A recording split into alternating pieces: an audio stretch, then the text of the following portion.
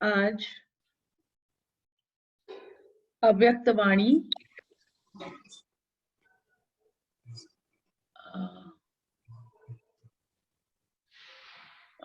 Just a minute wait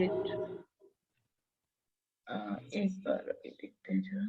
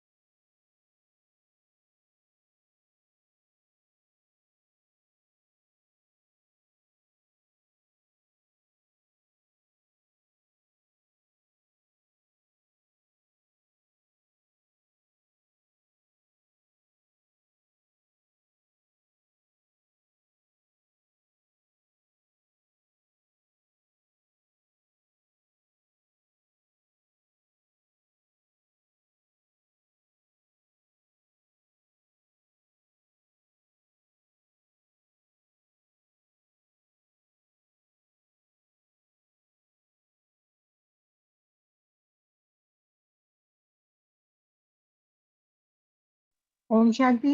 सतवे बहन आवाज नहीं आ रही है। Om Shanti.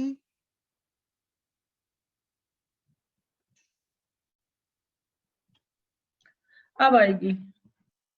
Thank you. Okay. अच्छा, शुरू से करते हैं। आज का टाइटल है बाबा और बच्चे। तो बाबा ने कहा, राजाओं का राजा बनाने वाले, जीवन को श्रेष्ठ बनाने वाले, राजयोग सिखलाने वाले, निरंतर योगी, सहज योगी और कर्मयोगी बनाने वाले सर्व प्रिय बाबा बोले। क्या बोल रहे हैं बाबा? यह संगठन कौन सा है? क्या इस रूहानी पहेली को जानते हो? जान गए हो व जान रहे हो? जान गए हो तो जानने के साथ जो जाना है उसको मानकर चल रहे हो। बाबा कह रहे हैं, पहली स्टेज है जानना। पहली स्टेज क्या है? जानना। चाहे वो ज्ञान है, चाहे वो बाबा है, तो पहली स्टेज है जानना। दूसरी है मानना। हम किसी को ज्ञान तो सिखा दिया, बाबा का परिचय दे दिया, वो हो गया, लेकिन क्या वो उसको मान रहा है? तो दूसरा स्टेप होता है मानना। एंड तीसरी स्टेज है चलना।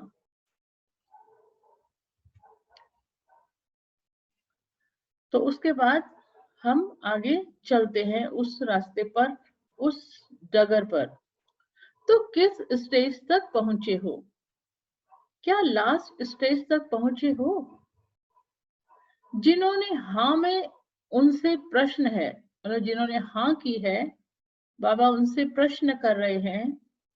लास्ट स्टेज अर्थात तीसरी स्टेज क्या एवर लास्टिंग है? लास्ट स्टेज क्या थी? बाबा ने बताया चलना।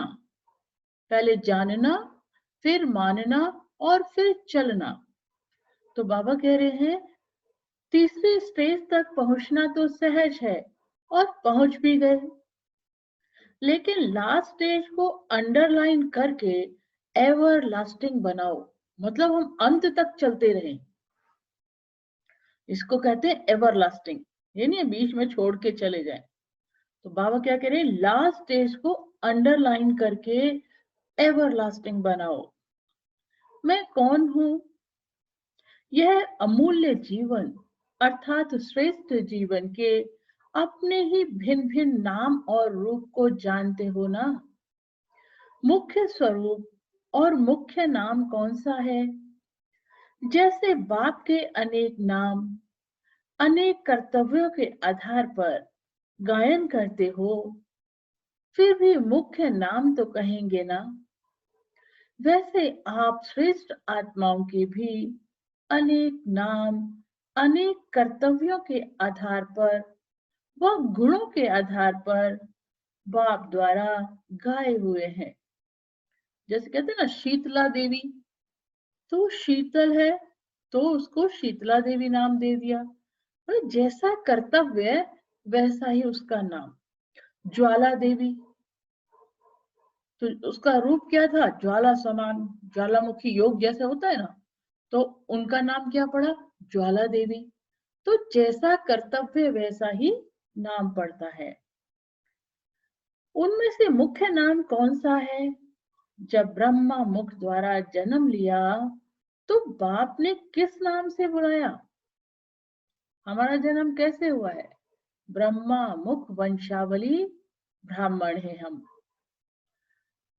पहले जब तक ब्राह्मण नहीं बने तब तक कोई भी कर्तव्य के निमित्त नहीं बन सकते। पहले ब्रह्मा मुख वंशावली ब्रह्मा के नाते से जन्म लेकर ब्राह्मण बने, अर्थात ब्रह्मा कुमार और कुमारी, ब्रह्मा कुमार और कुमारियां बने। सरनेम ही अपना यह लिखते हो, लिखते हैं ना, बी के सो एंड सो, बी के सो एंड सो।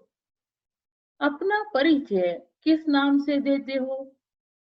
और लोग आपको किस नाम से जानते हैं? ब्रह्मा कुमार और ब्रह्मा कुमारियां। इस मर्जीवा जीवन की पहली पहली छाप यह लगी ब्रह्मा कुमार और ब्रह्मा कुमारियां, अर्थात ब्राह्मण पन की। सबसे पहला टाइटल ही हमें ब्राह्मण मिला, ब्रह्मा कुमार और ब्रह्मा कुमारियां। पहले जन्म लिया अर्थात ब्राह्मण बने, तो यह पहला नाम ब्राह्मणपन का व ब्रह्मा कुमारियों का पड़ा, जो कि तीसरी स्टेज तक एवरलास्टिंग है। पहली स्टेज जानना, दूसरी स्टेज मानना और तीसरी स्टेज चलना। तो बाबा ने कहा एवरलास्टिंग अर्थात हर संकल्प, बोल, कर्म, संबंध, संपर्क और सेवा सभी में ब्राह्मण स्टेज के प्रमाण प्रैक्टिकल लाइफ में चल रहे हो। ये है एवरलास्टिंग का मीनिंग। संकल्प में भी व बोल में भी शूद्रपन का अंश मात्र भी ना हो। बाबा क्या करें? अंश मात्र भी ना हो, क्योंकि अंश भी होगा तो भी वो वंश बन जाएगा। ब्राह्मणों का संकल्प, बोल, संस्कार, स्वभाव और कर्म क्या होता है, यह तो पहले भी सुनाया है। क्या उसी प्रमाण एवर लास्टिंग स्टेज है? वह ब्राह्मण रूप में हर कर्म, हर संकल्प ब्रह्मा बाप के समान है। जैसा बाप वैसे बच्चे। जो स्वभाव, संस्कार या संकल्प बाप का है वही बच्चों का है। बाबा पूछ रहे हैं, क्या पूछ रहे हैं? जो स्वभाव, संस्कार व संकल्प बाप का है वही बच्चों का है। क्या बाप के व्यर्थ संकल्प चलते हैं व कमजोर संकल्प उत्पन्न हो सकते हैं? अगर बाप के नहीं हो सकते तो फिर ब्राह्मणों के क्यों?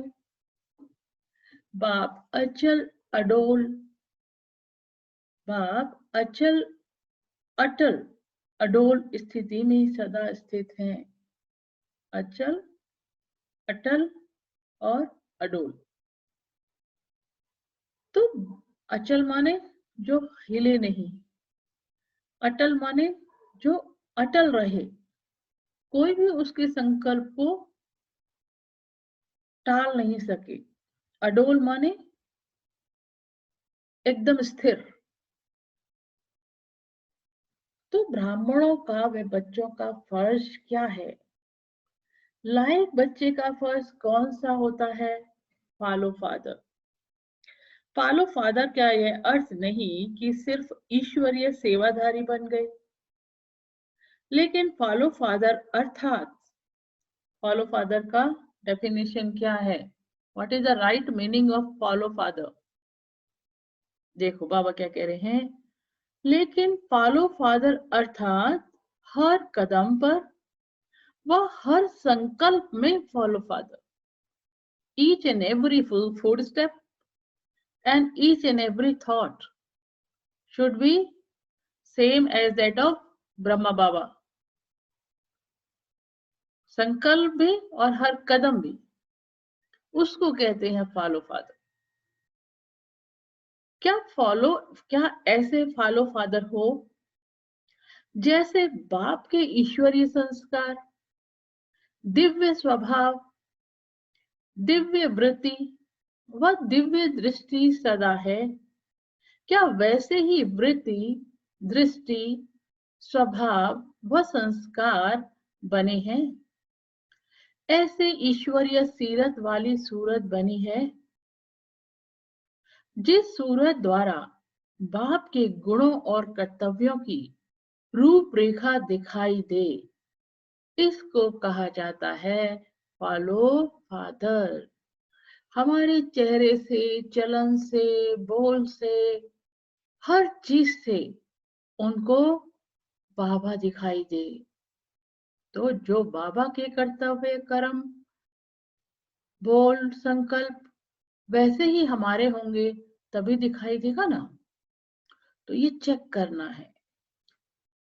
बाबा कह रहे हैं जैसे बाप के गुणगान करते हो या चरित्र वर्णन करते हो, क्या वैसे ही अपने में वह सर्वगुण धारण किए हैं?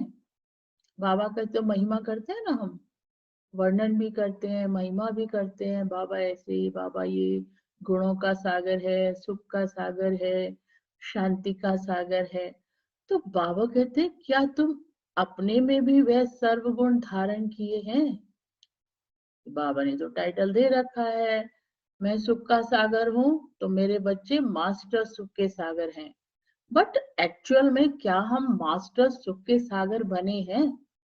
That we have to check.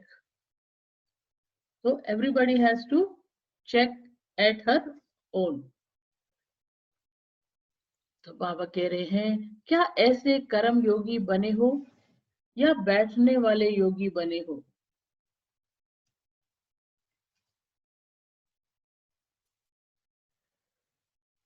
हर कर्म याद में स्थित रह करते हो। जो कर्म याद में रहकर करते हैं वह कर्म यादगार बन जाता है। क्या ऐसे यादगार मूर्त अर्थात कर्मयोगी बने हो? कर्मयोगी अर्थात, अब देखो बाबा कर्मयोगी की डेफिनेशन बता रहे हैं। कर्मयोगी अर्थात हर कर्म योगयुक्त, युक्ति युक्त, शक्ति युक्त हो। योग युक्त, युक्ति युक्त और शक्ति युक्त हो। क्या ऐसे कर्म योगी बने हो या खाली बैठने वाले योगी बने हो? जब विशेष रूप से योग में बैठते हो उस समय योगी जीवन है अर्थात योग युक्त है या हर समय योग युक्त है? जो वर्णन में है कर्म योगी, निरंतर योगी और सहज योगी, क्या वही प्रैक्टिकल में है?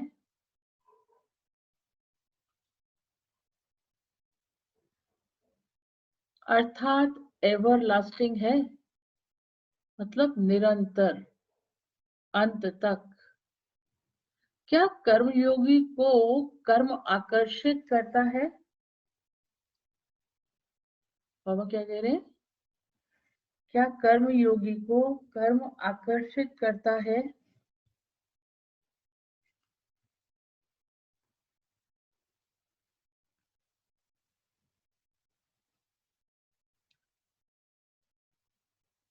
या योगी अपनी योग शक्ति से कर्मेंद्रियों द्वारा कर्म कराता है? अगर 89 89 कहते हैं उसको, हिंदी में 89 और इंग्लिश में 89, अगर 89 कर्म योगी को कर्म अपनी तरफ आकर्षित कर ले तो क्या ऐसे को योगी कहा जाए? जो कर्म के वश होकर चलने वाले हैं उनको क्या कहते हो? आप बोलो, सोचो।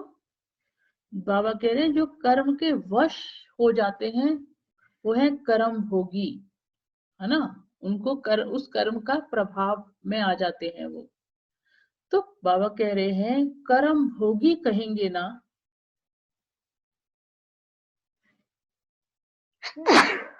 सॉरी, जो कर्म के भोग के वश हो जाते हैं, अर्थात कर्म के भोग भोगने में अच्छे व बुरे में कर्म के वशीभूत हो जाते हैं। दुनिया में भी तो लोग ऐसे ही करते हैं ना, वो कर्म के प्रभाव में आ जाते हैं, चाहे वो प्रभाव अच्छा है चाहे वो बुरा है, लेकिन कर्म के, उसको कहते हैं कर्म के वशीभूत होना। तो कर्म के वशीभूत आत्मा अधीन होती है, स्वतंत्र नहीं होती। बाबा कह रहे हैं अर्थात कर्म के भोग भोगने में, अच्छे व बुरे में कर्म के वशीभूत हो जाते हैं। हमें तो डिटैच रहना है। कर्मातीत अवस्था की डेफिनेशन क्या है? कर्म के संबंध में आना है, कर्म के बंधन में नहीं आना। तो कर्म भोग नहीं, कर्म योगी। तो बाबा कहते हैं आप श्रेष्ठ आत्माएं कर्मातीत अर्थात कर्म के अधीन नहीं, कर्मों के परतंत्र नहीं, स्वतंत्र हो, कर्मेंद्रियों द्वारा कर्म कराते हो। जब कोई भी आप लोगों से पूछते हैं कि क्या सीख रहे हो या क्या सीखने के लिए जाते हो, तो आप क्या उत्तर देते हो? सहज ज्ञान और राजयोग सीखने जा रहे हैं, ऐसे बोलते हैं ना हम सब। यह तो पक्का है ना कि यही सीख रहे हो? जब सहज ज्ञान कहते हो तो सहज वस्तु को अपनाना और धारण करना सहज है, तब तो सहज ज्ञान कहते हो ना। Is it clear? भाई जब ज्ञान सहज है तभी तो हम कहते हैं ना सहज ज्ञान है हाँ जी। ना। तो बाबा कह रहे हैं यह तो पक्का है ना कि यही सीख रहे हो। जब सहज ज्ञान कहते हो तो सहज वस्तु को अपनाना और धारण करना सहज है, तब तो सहज ज्ञान कहते हो ना। तो सदा ज्ञान स्वरूप बन गए हो। जब ज्ञान स्वरूप सहज है तो उसका स्वरूप बनना भी मुश्किल नहीं है। जब सहज ज्ञान है तो सदा ज्ञान स्वरूप बनना क्या मुश्किल है?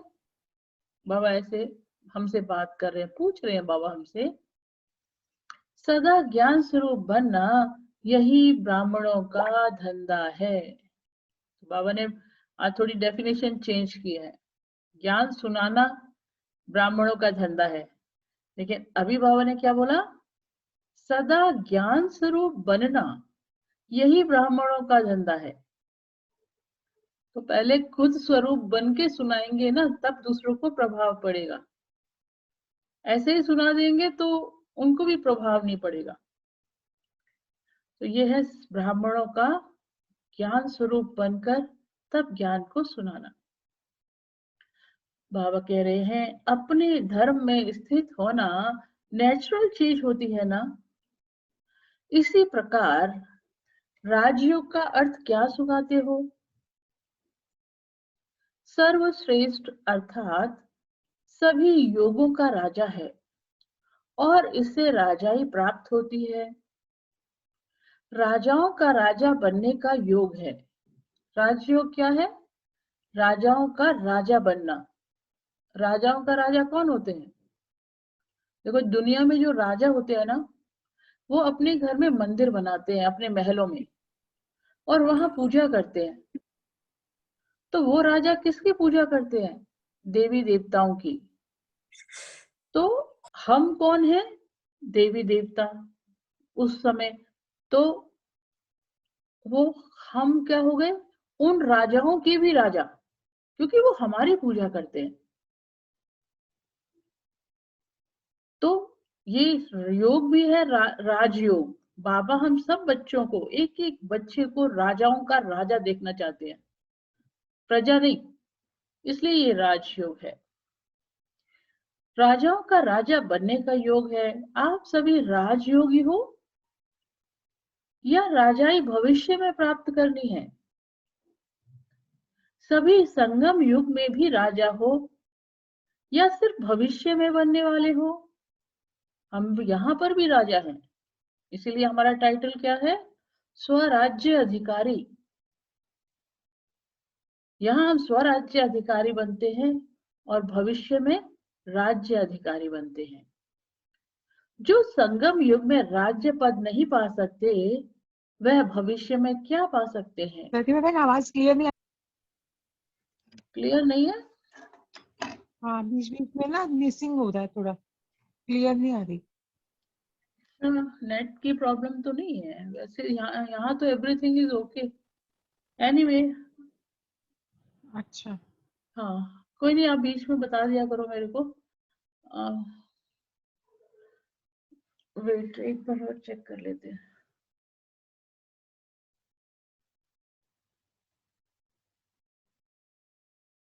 हाँ यहाँ तो ठीक है। एनीवे, ठीक है, आप बोलो। थोड़ा सा मैं और जोर से लाउडली बोलती हूँ। बाबा ने कहा, जैसे राजाओं के पास अपने सहयोगी होते हैं, जिस द्वारा जिस समय जो कर्तव्य कराना चाहे वह करा सकता है, वैसे ही यह संगम युगी विशेष शक्तियां यही आपके सहयोगी हैं। मतलब यहाँ पर जो हमारी सहयोगी कौन है? शक्तियां, हमारी शक्तियां, जो 8 शक्तियां ना, वो ही हमारी सहयोगी हैं। और राजा किस चीज के हैं? कर्मेंद्रियों के राजा। ये है संगम युग की डेफिनेशन। और सत्य की डेफिनेशन क्या है? हमारा एक सिंहासन होगा, उस पे हम राजा बनकर बैठेंगे। तो जब हम यहाँ ऐसे बनेंगे तब वहां ऐसे बनेंगे। तो जैसे राजा कोई भी सहयोगी को ऑर्डर करता है कि यह कार्य इतने समय में संपन्न करना है, वैसे ही अपनी सर्व शक्तियों द्वारा आप भी हर कार्य को सहज ही संपन्न करते हो या ऑर्डर ही करते हो? ऑर्डर किया और वो टाइम पर संपन्न हो जाता है, बाबा कह रहे हैं, या खाली ऑर्डर करके छोड़ दिया? चेक भी करना है वो पूरा हुआ या नहीं हुआ। बाबा के कहने का मतलब है कि अगर हम अपनी कर्मेंद्रियों को, स्थूल कर्मेंद्रियों को और सूक्ष्म कर्मेंद्रियों को कोई ऑर्डर करते हैं कि इतने समय में ये कार्य करो, तो बाबा कहते हैं वो होता है या खाली ऑर्डर कर दिया? वो उतने समय में होना भी चाहिए ना। और दूसरा, शक्तियां हमारी सहयोगी हैं। बाबा ने हमें मास्टर सर्वशक्तिवान बनाया। तो मेन तो 8 शक्तियां हैं, वैसे तो बहुत सारी शक्तियां हैं, लेकिन क्या वो शक्तियां हमारी सहयोगी बनती हैं? इसका मतलब है जब हम उनको ऑर्डर करें तो क्या वो शक्ति आती है? जब हम शक्ति का आवाहन करते हैं तो शक्ति आ जाती है। तो बाबा क्या कहते हैं? कई बार बच्चे बोलते हैं बाबा शक्ति को बुलाते हैं लेकिन शक्ति आती नहीं है। तो बाबा उसका उत्तर क्या देते हैं? बाबा कहते हैं, बच्चे अपनी सीट पर सेट होकर बुलाओगे तो शक्ति नहीं आए, ऐसा असंभव। अपनी सीट कौन सी है? सिंहासन। अपनी सीट पर मैं मास्टर सर्वशक्तिवान हूं, इस स्थिति से, ये मन की स्थिति है, सीट क्या है हमारी संगम युग पर, मेरे मन की स्थिति मेरी सीट है। अगर मैं इस सीट पर सेट होके ऑर्डर करूंगी तो शक्ति आएगी, लेकिन मैं खुद ही सीट से नीचे हो जाऊंगी तो शक्ति फिर नहीं आएगी। तो सदा सीट पर सेट रहना है। संगम युग पर हमें अपनी स्वमान की सीट पर सेट रहना है, और सीट पर सेट होंगे तो विघ्न भी नीचे, सीट के नीचे से चले जाएंगे, क्योंकि हम ऊंची सीट पर सेट है, और शक्तियां भी हमारा ऑर्डर मानेंगी।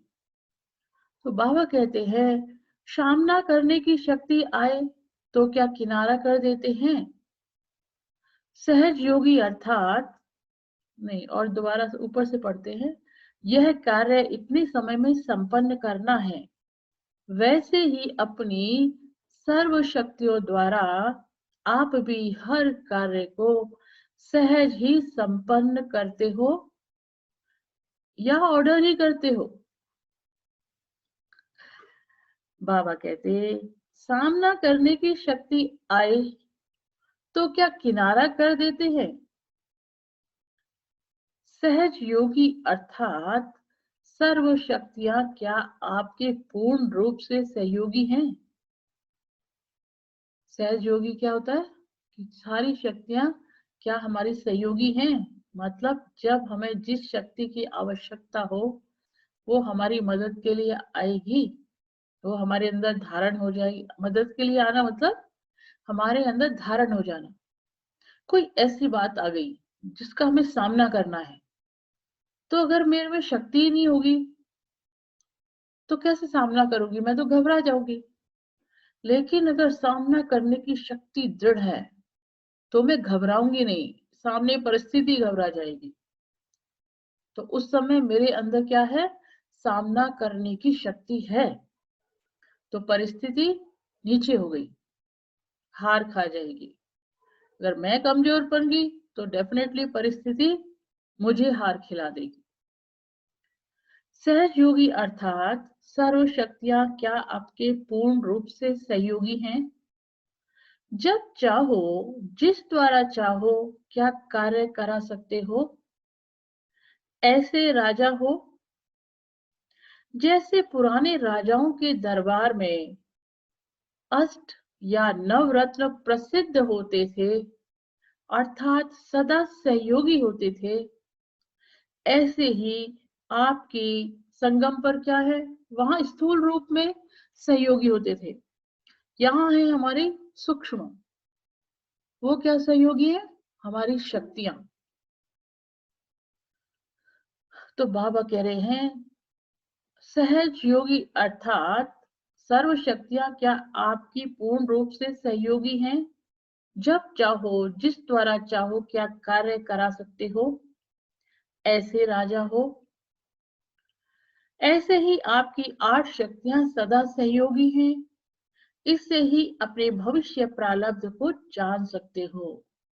यह है दर्पण, ये हमारा खुद का दर्पण है। देखो मेरी स्थिति आज क्या है, इस समय क्या है, मैं खुद पहचान सकती हूँ।